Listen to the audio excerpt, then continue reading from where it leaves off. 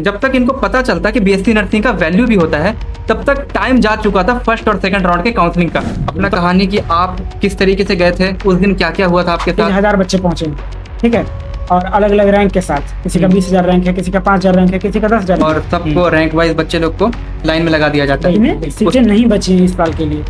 क्या पेरेंट्स को लेके जाना कंपलसरी होता है मॉपअप राउंड में?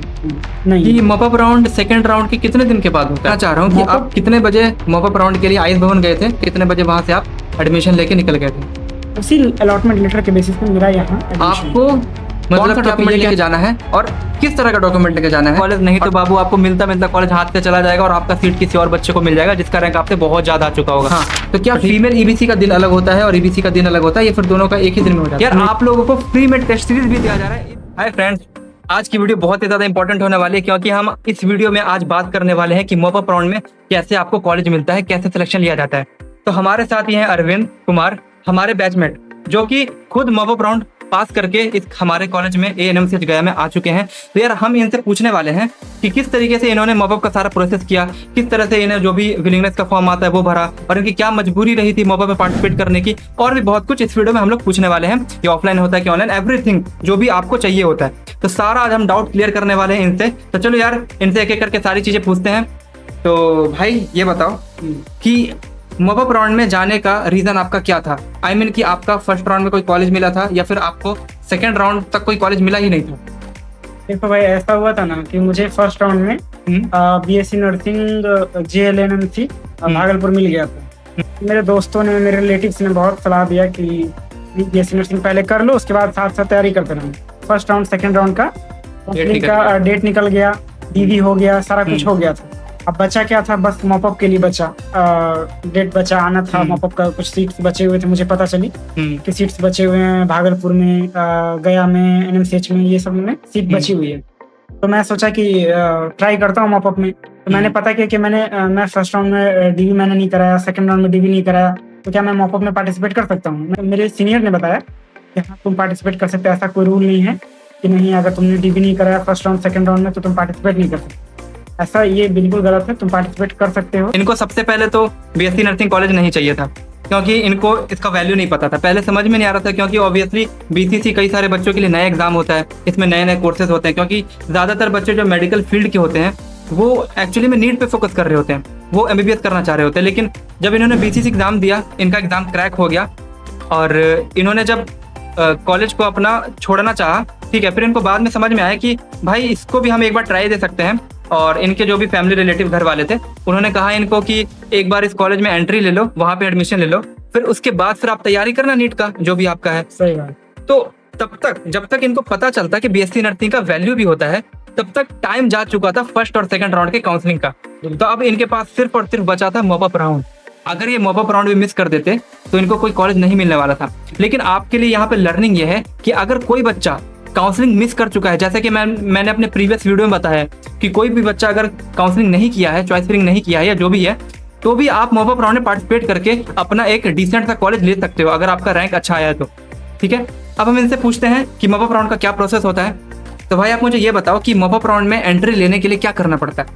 देखो भाई, मॉपअप राउंड में एंट्री लेने के लिए सबसे पहले तो BCC एक नोटिस निकालती है कि इतने तारीख से मॉपअप राउंड होना है, तो उसके लिए एक विलिंगनेस का फॉर्म भरना है। जिसको जो मॉपअप में इंटरेस्टेड है, जो जिनको है कि कॉलेज का संतुष्ट है, जैसे कि किसी को एग्रीकल्चर मिला, वो चाहते हैं कि उनको नर्सिंग का कॉलेज मिले, तो क्या करते हैं कि सेकंड राउंड तक उनको नहीं मिला तो मॉपअप में ट्राई करते हैं कि मान लीजिए एग्रीकल्चर में नर्सिंग में सीट बचा हुआ है तो हम उसमें ट्राई करेंगे। ठीक है, तो वो लोग क्या करते हैं, विलिंगनेस का फॉर्म भरते हैं। या फिर जिनको कोई कॉलेज नहीं मिला होता, वो सोचते हैं 1 लाख आजमाते हैं कि मॉपअप में कुछ सीटें बची हुई है, क्या पता मुझे मिल जाए। ठीक है, तो ऐसा करते हैं और फिर विलिंगनेस का फॉर्म आता है, रजिस्ट्रेशन नंबर डालते हैं, रोल नंबर डालते हैं और डेट ऑफ बर्थ डालते हैं। तो उसके बाद विलिंगनेस का फॉर्म सबमिट कर देते हैं। हमें मॉपअप में पार्टिसिपेट करने के लिए सबसे पहले तो विलिंगनेस का फॉर्म फिल करना पड़ता है। विलिंगनेस का फॉर्म फिल करना इन्होंने आपको सिखा दिया। उसके बाद फिर आपको एक रोल नंबर का लिस्ट मिलता है, एक BCC PDF जारी करती है जिसमें कई सारे बच्चों के कैटेगरी वाइज और साथ में उस कैटेगरी में कौन से डेट को आपको ऑफलाइन मॉपअप राउंड में जाना है, वो उसका पूरा लिस्ट आपको जारी मिलता है, जिसमें आपका रोल नंबर लिखा होता है, कैटेगरी लिखा होता है और डेट लिखा होता है कि किस दिन आपको जाना है। ठीक है, अब हम इनसे पूछते हैं कि आखिर हमें जाना कहाँ होता है, तो बताइए कहाँ जाना होता है। जाना होता है हमें बीसीसी बोर्ड ऑफिस IS भवन एयरपोर्ट के पास है वो। वहाँ हमें जाना पड़ता है जिस डेट को बुलाया गया है। यूआर में तो सभी को जाना है, यूआर में सभी का नाम रहता है। आप जिस भी कैटेगरी से हो यूआर में आपका नाम होगा, तो उस दिन भी आप ट्राई कर सकते हो। लेकिन उस दिन है कि अगर आपका बहुत अच्छा रैंक है यूआर में तभी कॉलेज मिले। ठीक है, तो अगर लेकिन जिसका SC में है या फिर EBC है, थोड़ा पीछे रैंक होता है, तो वो लोग उन लोग को EBC में ही SC में ही कैटेगरी में ही कॉलेज मिलता है। तो ऐसा है। अच्छा, तो हमने ये जान लिया कि किस तरीके से आपका लिस्ट जारी होता है, उसको कैसे देखना होता है, कैसे अपना रोल नंबर ढूंढ के और कॉलेज के लिए प्रिपेयर करना पड़ता है। आप मुझे ये बताइए कि जो फर्स्ट और सेकंड राउंड में जो डॉक्यूमेंट लगता है डॉक्यूमेंट वेरिफिकेशन के टाइम पे, क्या वही सेम टू सेम डॉक्यूमेंट मोपअप में लेके जाना पड़ता है? जी, सेम टू सेम डॉक्यूमेंट्स वही लेके जाना पड़ता है। जिसको अभी तक कोई कॉलेज नहीं मिला है और जिसने अभी तक डॉक्यूमेंट वेरिफिकेशन नहीं कराया है, उनको सारे डॉक्यूमेंट्स लेके जाने पड़ेंगे। और जिन्होंने डॉक्यूमेंट्स वेरिफिकेशन करा लिया है किसी कॉलेज में, तो उनको एक पेज दिया जाता है लेटर का उस कॉलेज के द्वारा कि हाँ, मैंने इनका डॉक्यूमेंट्स वेरीफाई कर लिया है और इनका डॉक्यूमेंट्स मेरे पास सुरक्षित है। तो यहाँ पे समझने वाली बात आपके लिए ये है कि अगर आपने किसी कॉलेज में एडमिशन ले लिया है, बिल्कुल, तो उस कॉलेज में एडमिशन ले लिया हो, चाहे वहाँ पे DV करवा लिया हो, तो आपको ना एक चेक स्लिप मिलता है जिसमें आपके डॉक्यूमेंट्स के नाम लिखे होते हैं, उसके आगे टिक लगा होता है। तो आपका अगर वो जो चेकलिस्ट जो स्लिप मिला हुआ है वो अगर पूरा का पूरा सही है, आपके सारे डॉक्यूमेंट्स वेरीफाई है, तो आपको कोई एडिशनल डॉक्यूमेंट नहीं लेके जाना पड़ेगा फिर।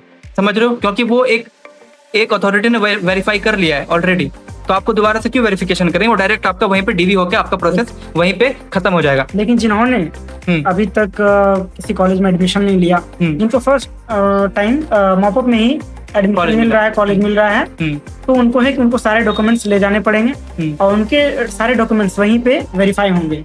जो इम्पोर्टेंट ओरिजिनल डॉक्यूमेंट्स है वो लोग वहीं पे आपका डॉक्यूमेंट्स ले लेंगे और रख लेंगे, अपने पास सबमिट कर लेंगे। और जो आपको कॉलेज मिलेगा उनको बाद में भेज दिया जाएगा कॉलेज को। ओके, क्या अरविंद मोपअप राउंड का जो काउंसलिंग होता है ये पूरे तरीके से ऑफलाइन होता है या फिर इसमें ऑनलाइन का भी कोई सोर्स होता है? नहीं, बस आपको बस सबमिट करना है। विलिंगनेस का फॉर्म बस ऑनलाइन भरा जाता है, खुद से सबमिट करना है आपको, बस वो ही ऑनलाइन भरना है।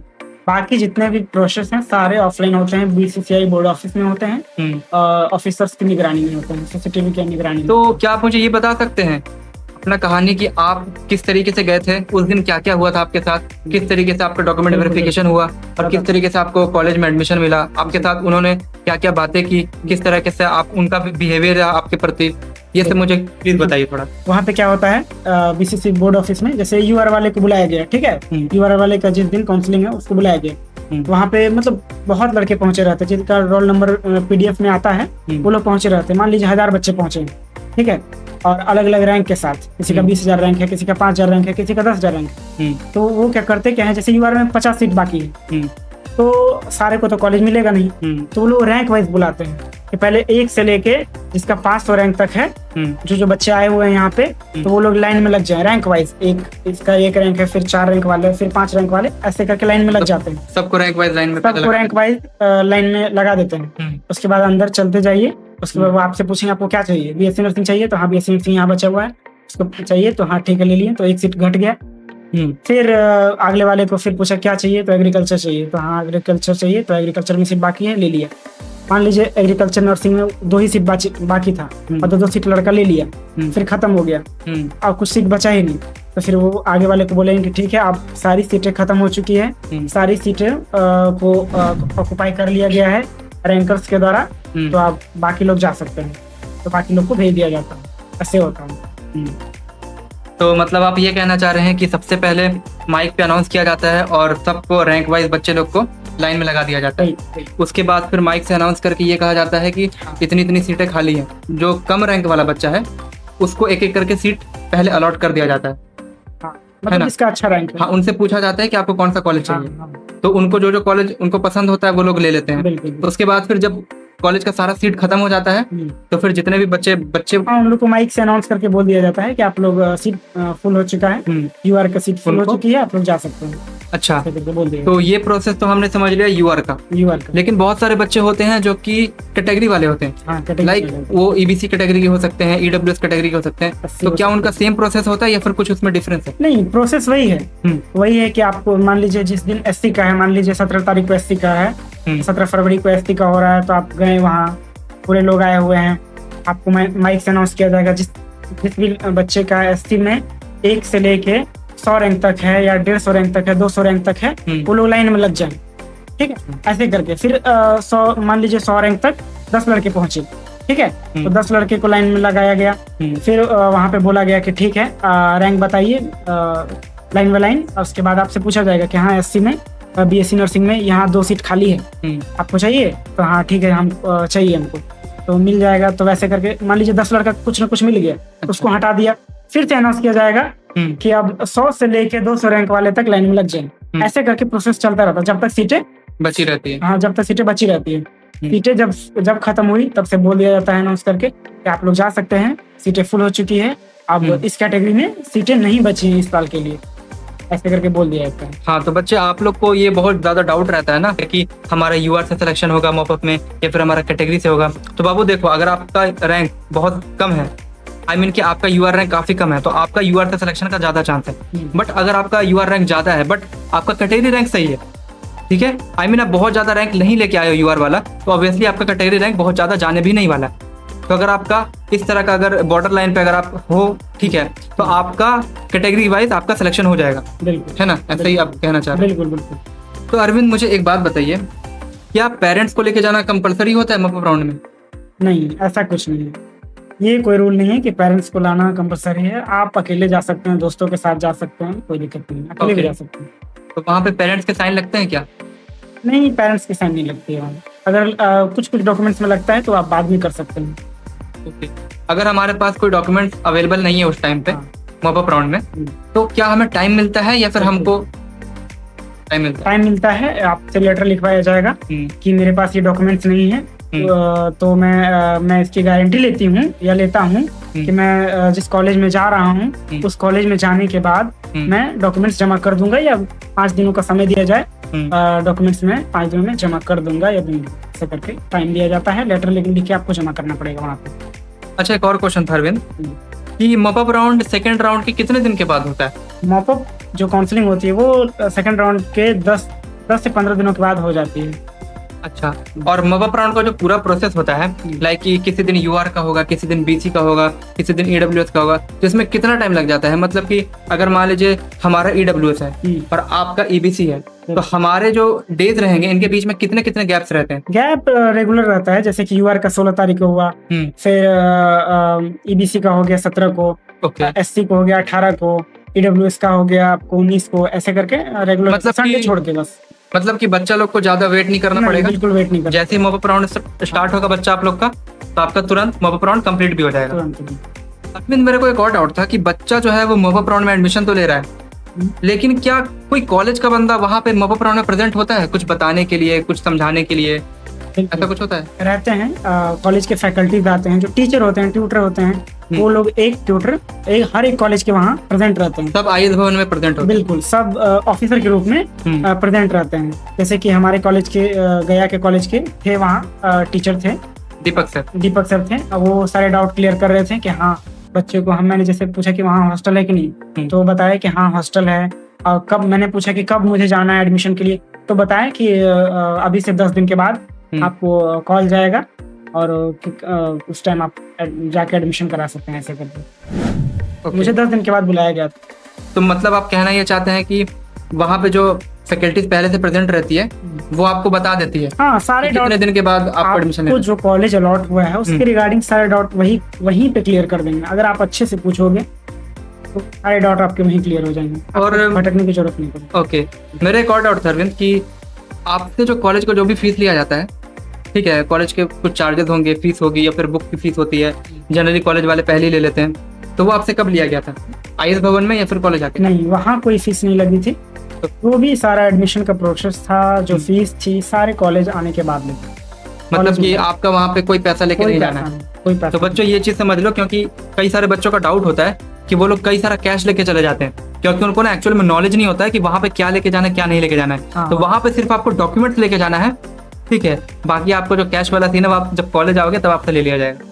तो अरविंद, मैं आपसे ये जानना चाहता हूँ कि मॉप अप राउंड का स्टार्टिंग से लेके एंडिंग तक बोले तो विलिंगनेस का फॉर्म फिल करना, उसके बाद अपना लिस्ट देखना, लिस्ट में कॉलेज ढूंढना, उसके बाद फिर वहां पर जाके ऑफलाइन काउंसलिंग करवाना, इसका एक्सपीरियंस कैसा था? मतलब स्टाफ का बिहेवियर हो गया, या फिर प्रॉपर टाइम पे चीजें हो रही थी कि नहीं हो रही थी, या फिर लेट हो रहा था, या फिर आपको प्रॉपर कॉल नहीं जा पा रहा था, या फिर आपको सपोर्ट कैसा मिल रहा था नहीं मिल रहा था? तो इसके बारे में थोड़ा बताइए एक्सपीरियंस अपना। देखिए, जो मॉप अप का जो प्रक्रिया होता है, प्रोसेस होता है, वो बहुत फास्ट होता है। फर्स्ट राउंड सेकंड राउंड के मुकाबले अगर विलिंगनेस का फॉर्म आ गया तो उस डेट के बाद बहुत फास्ट होता है, तुरंत तुरंत होता है, सब कुछ होता है। और जो फैकल्टीज होते हैं वहाँ मॉप अप राउंड में जो बीसीसी भवन में बैठे होते हैं, बहुत अच्छे से गाइड करते हैं, सब कुछ आपको बताएंगे, हंस के प्यार से एकदम अच्छे से बताएंगे कि हाँ कैसे क्या करना है। कॉलेज के फैकल्टी भी आए रहते हैं वहाँ पे, वो भी अच्छे से डाउट आपको क्लियर कर देंगे कि कैसे क्या करना है। अरविंद, मैं ये चीज जानना चाह रहा हूँ कि आप कितने बजे मॉप अप राउंड के लिए आईएस भवन गए थे, और वहां पे आपका कितने बजे तक आपको वेट करना पड़ा था, और कितने बजे वहां से आप एडमिशन लेके निकल गए थे? आई मीन डॉक्यूमेंट वेरिफिकेशन करवा के निकल गए थे। देखिए, मैं मॉप अप के लिए गया था वहाँ पे बीसीसी भवन, 8 बजे पहुंच गया था मैं। ओके। क्योंकि मुझे लग रहा था कि पहले 10 बजे से बुलाया गया था, पर मैं 8 बजे पहुंच गया था। अब बहुत सारे बच्चे 8 बजे ही पहुंचे हुए थे, धीरे धीरे 9-10 बजे भी पहुंचे, लेकिन जैसे कि 10 बजे से काउंसलिंग स्टार्ट हुई, उसके बाद मुझे 3 बजे तक कॉलेज मिल गया था। ओके। तो मैं 3 बजे को अपना लेटर लेके, अलॉटमेंट लेटर लेके आ गया। तो अरविंद, हमने ये चीज जान लिया स्टार्टिंग से कि कैसे आपकी जर्नी रही मॉप अप राउंड तक। हमें ये भी जानना है कि मॉप अप राउंड में जब आप एक कॉलेज का सीट लेके वहां से निकले आईएस भवन से, उसके बाद आपके साथ कैसा कैसा प्रोसेस रहा, वो हमें जानना है। ऐसा ये हुआ ना कि जैसे कि मुझे कॉलेज अलॉट हुआ, बीएससी नर्सिंग कॉलेज, यहाँ गया, तो फिर मुझे एक अलॉटमेंट लेटर दिया गया। जैसे फर्स्ट राउंड सेकंड राउंड में मिलता है अलॉटमेंट लेटर, उसी टाइप का अलॉटमेंट लेटर था, लेकिन वो मॉप अप का था। ओके। उसमें सारे टिक लगे हुए थे कि हाँ ये सारे डॉक्यूमेंट्स वेरीफाइड है, और वो मुझे लेटर मिला कि ये इनको मॉप अप में यहाँ ये कॉलेज अलॉट हुआ है, बीएससी नर्सिंग कॉलेज गया अलॉट हुआ है। तो मैं वो लेटर लेके आ गया इस कॉलेज में, उसी अलॉटमेंट लेटर के बेसिस पे मेरा यहाँ एडमिशन है। मतलब कि आप ये कहना चाह रहे हो कि जैसे फर्स्ट और सेकंड राउंड में अलॉटमेंट लेटर मिलता है, बिल्कुल बिल्कुल, वैसे ही मॉप अप राउंड में जो स्टाफ वगैरह होते हैं, ऑफिसर लोग होते हैं, वो आपको मॉप अप का अलॉटमेंट लेटर देते हैं कॉलेज में एडमिशन के लिए। मॉप अप का अलॉटमेंट लेटर देते हैं कॉलेज के लिए। अरविंद, हमने ये चीज जान लिया कि आपने किस तरह से विलिंगनेस का फॉर्म सबमिट किया था, किस तरीके से आपने अपना मॉप अप राउंड का काउंसलिंग करवाया ऑफलाइन जाके, फिर आपने किस तरीके से एडमिशन ले लिया, फिर आज आप यहाँ पे बैठे हो। लेकिन हमें इसके बीच में एक डाउट आया है कि आपको कौन सा डॉक्यूमेंट लेके जाना है और किस तरह का डॉक्यूमेंट लेके जाना है, और साथ में जो फोटोज आप जो लेके जा रहे हो वहाँ पे, फोटो ऑब्वियसली आप लेके गए होगे, तो वो फोटो आपका एडमिट कार्ड वाला फोटो होना चाहिए, मतलब कि बीसीसी के रजिस्ट्रेशन के टाइम पे जो फोटो आपने अपलोड किया था वो वाला फोटो होना चाहिए, या फिर अपने मर्जी से कुछ भी फोटो लेके जा सकते हैं? और एक और डाउट है कि वहाँ पे तो ओरिजिनल लेते हैं, तो क्या हमें फोटोकॉपी भी लेके जाना पड़ेगा वहाँ पे? बताता हूँ। जैसे कि डॉक्यूमेंट्स की बात रही, पहली बात, डॉक्यूमेंट्स आपको 10th 12th के सारे डॉक्यूमेंट्स लगेंगे, ठीक है। बात रही फोटो की, तो फोटो आपको जो आपने एप्लीकेशन फॉर्म में जो फोटो डाला था वही फोटो, एग्जैक्ट फोटो चाहिए आपको। अगर वो आपके पास फोटो नहीं है तो आप उसका फोटोकॉपी करा के रख लीजिए, लेकिन कम से कम 8 फोटो उसको रखिए। वही फोटो को आप वहाँ मॉप अप में मांगा जाएगा। उसके बाद आप हर एक डॉक्यूमेंट्स की कम से कम 5 प्रतियां कर दें, फोटोकॉपी निकाल लें। और वो जरूरी है क्योंकि आपको जगह जगह पे मांगेंगे कि हाँ यहाँ पे ये फोटोकॉपी लाओ, इसका फोटोकॉपी लाओ डॉक्यूमेंट जमा करने में, तो वो चाहिए आपको। रविंद्र, मुझे एक और चीज जानना था कि आपने जितने तरीके से स्मूथ तरीके से बता दिया चीजें, क्या ये एक्चुअल में इतना ही स्मूथ है, या फिर इसके बीच में कुछ प्रॉब्लम्स भी आती हैं? और आपका पर्सनल एक्सपीरियंस क्या था? अगर आपको कोई प्रॉब्लम आई है तो वो बताइए, और अगर कोई प्रॉब्लम हो सकती है बच्चा लोग को तो वो भी डिस्क्राइब कीजिए प्लीज। देखो भाई, मुझे कोई पर्सनली कोई इशू नहीं फेस हुआ था, क्योंकि मैं टाइम से पहुंच गया था। जो बच्चे लेट पहुंच रहे हैं उनको दिक्कत हो सकती है। तो अरविंद, चलो हमने ये चीज समझ लिया कि हमें टाइम पे जाना है, लेकिन मान लो बाई चांस कोई बच्चा लेट हो जाता है, मतलब कि उसके साथ ऐसा सिनेरियो होता है ना, उसका रैंक है 50, ठीक है, और 1 से 100 तक के रैंक के बीच का काउंसलिंग चल रहा है, और उस बच्चे का रैंक है 50, और वो बच्चा 1 से 100 तक वाले काउंसलिंग में नहीं पार्टिसिपेट कर पाया, ठीक है। बट जब दोबारा से 100 से 200 के बीच का काउंसलिंग चल रहा होगा तब वो बच्चा पहुंच जाता है, तो क्या उसको मौका मिलेगा कॉलेज लेने का? बहुत कम चांसेस है कि मौका मिले उसको, क्योंकि वहाँ स्ट्रिक्टली बोल दिया जाता है कि ध्यान से सुने अनाउंसमेंट, माइक के स्पीकर के पास रहें, अनाउंसमेंट्स को ध्यान से सुने, जो आपका जब रैंक बुलाया जाए तब ध्यान से तुरंत लाइन में लग जाए। अगर आप दिक्कत करते हैं तो आपको दोबारा मौका नहीं मिलेगा, आप लेट पहुंचते हैं तो आपको दोबारा मौका नहीं मिलेगा, चाहे कुछ भी हो जाए। ऐसा वहाँ पे साफ बोल दिया जाता तो मतलब आप यही कहना चाह रहे हो कि अगर कोई बच्चा अपने रैंक वाले जोन में नहीं आ पाया है। तो उसका कॉलेज मिलने का कोई चांस नहीं है? कोई चांस नहीं है। हाँ, तो यार देखो, इस चीज को लेके मैं आपको एक चीज समझाना चाह रहा हूँ कि प्लीज आप लोग टाइम पे पहुंच जाना कॉलेज, नहीं तो बाबू आपको मिलता मिलता कॉलेज हाथ से चला जाएगा और आपका सीट किसी और बच्चे को मिल जाएगा जिसका रैंक आपसे बहुत ज्यादा आ चुका होगा। तो ठीक है, इस चीज का ध्यान रखना। अरविंद, मैं एक चीज पूछना चाह रहा हूँ, अभी भी मुझे थोड़ा सा डाउट रह गया है कि जो हमारे बिहार में 33% का रिजर्वेशन मिला हुआ है फीमेल कैंडिडेट को, तो क्या उनके लिए अलग से कोई दिन डिसाइडेड होता है? जैसे कि मान लो कि नॉर्मल ईबीसी एक कैटेगरी होता है और एक कैटेगरी होता है फीमेल ईबीसी। बिल्कुल। हाँ, तो क्या फीमेल ईबीसी का दिन अलग होता है और ईबीसी का दिन अलग होता है, या फिर दोनों का एक ही दिन में हो जाता है? नहीं, एक ही दिन में हो जाता है। अगर कोई कैटेगरी है जैसे एससी है तो उसका फीमेल और जो मेल है दोनों का उसी दिन होता है। ओके, उसके लिए कोई अलग डेट नहीं होता है कि फीमेल एससी है तो अलग, फीमेल मेल एससी है तो उसका अलग। एससी एक कैटेगरी है, मेल हो या फीमेल एक ही दिन में। और अगर हम ये देखें कि आरसीजी जो गर्ल्स का ही कैटेगरी होता है तो उसका क्या सीन है? उसमें सिर्फ लड़कियां ही जाती होंगी फिर? हाँ, आरसीजी वाले दिन सिर्फ लड़कियां ही जाती हैं। तो फ्रेंड, आज हमने अरविंद के माध्यम से मॉप अप राउंड के सारे कंफ्यूजन दूर कर लिए। बट अगर आपका किसी तरह का कंफ्यूजन रहता हो तो स्टिल आप लोग कमेंट में पूछ सकते हो। लेकिन एक और डाउट बहुत बच्चों का रहता है, उसको मैं क्लियर कर देना चाह रहा हूँ कि कई सारे बच्चों को ना यार इस साल कॉलेज नहीं मिल पाया और कई सारे बच्चे बीसीसी का तैयारी करना चाहते हैं। तो यार दोनों बच्चों के लिए हमारा एक फ्री का कोर्स है जिसमें आप लोगों को डेली का फ्री लेक्चर मिलने वाला है ताकि यार आपका सिलेबस कंप्लीट हो सके। उसके साथ आपको डेली का डीपीपी मिलने वाला है ताकि यार आप लोग जो लेक्चर कर रहे हो उसका जाके आप लोग प्रैक्टिस कर सको। ठीक है, उसके बाद आपको और क्या मिलने वाला है? उसके बाद आपको पीवाईक्यूज मिलने वाला है जो कि आपका बीसीसी में प्रीवियस ईयर में क्वेश्चंस आ चुका है, वो क्वेश्चंस आपको मिलने वाले हैं। और एक और चीज मैं आपको क्लियर कर देना चाह रहा हूँ कि हमारे जो टीचर्स हैं जो कि आपको बीसीसी की तैयारी करवा रहे हैं, जो कि आपको लेक्चर ले रहे हैं, तो वो लोग यार पीवाईक्यू जो होता है वो क्लासेस के बीच में ही as a example question complete करवा देते हैं। ठीक है, बट स्टिल आपका फिर भी अलग से पीवाईक्यू सेशन होने वाला है। ठीक, और साथ ही साथ आपको डीपीपी तो मिलता ही है और इसके साथ एक और बेनिफिट आपको मिलने वाला है जो कि बहुत बहुत बहुत ज्यादा इंपॉर्टेंट है, जो कि है टेस्ट सीरीज। यार आप लोगों को फ्री में टेस्ट सीरीज भी दिया जा रहा है इस हमारे बैच में जिसका नाम है टारगेट बीसीसी 2026। इसके साथ आपको एक डाउट पोर्टल मिलने वाला है जहां पे आप जाके अपना डाउट डालोगे और आपको उस डाउट का रिप्लाई आ जाएगा कुछ टाइम के बाद और वहां पे आपका डाउट बहुत इजीली वे में सॉल्व हो जाएगा। और एक और चीज कि आपको डाउट सेशन भी दिया जा रहा है जिसमें आप लाइव आके टीचर से अपना डाउट पूछ सकते हो और ये सारी चीजें फ्री ऑफ कॉस्ट है। आपको डेली का क्लास नोट्स मिलने वाला है जिसमें जो भी टीचर ने पढ़ाया उसको आप लोग नोट के फॉर्म में रिवाइज कर सकते हो, पढ़ सकते हो। लेकिन मेरा रिकमेंडेशन ये है कि आप लोग अपने खुद से हैंड रिटन नोट्स बनाओ।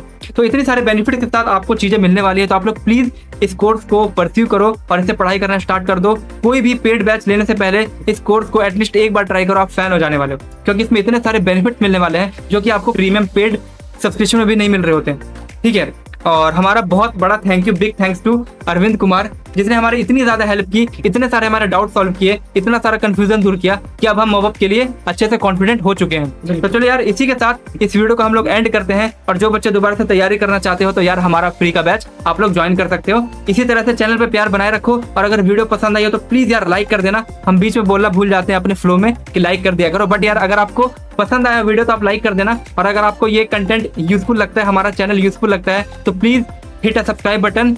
We will be very thankful to you. जिन बच्चों को डाउट पूछना होगा यार तो कमेंट सेक्शन उनके लिए हमेशा अवेलेबल है। आप लोग डाउट पूछो, आप लोग को डाउट का रिप्लाई जरूर आएगा। Thank you very much video देखने के लिए।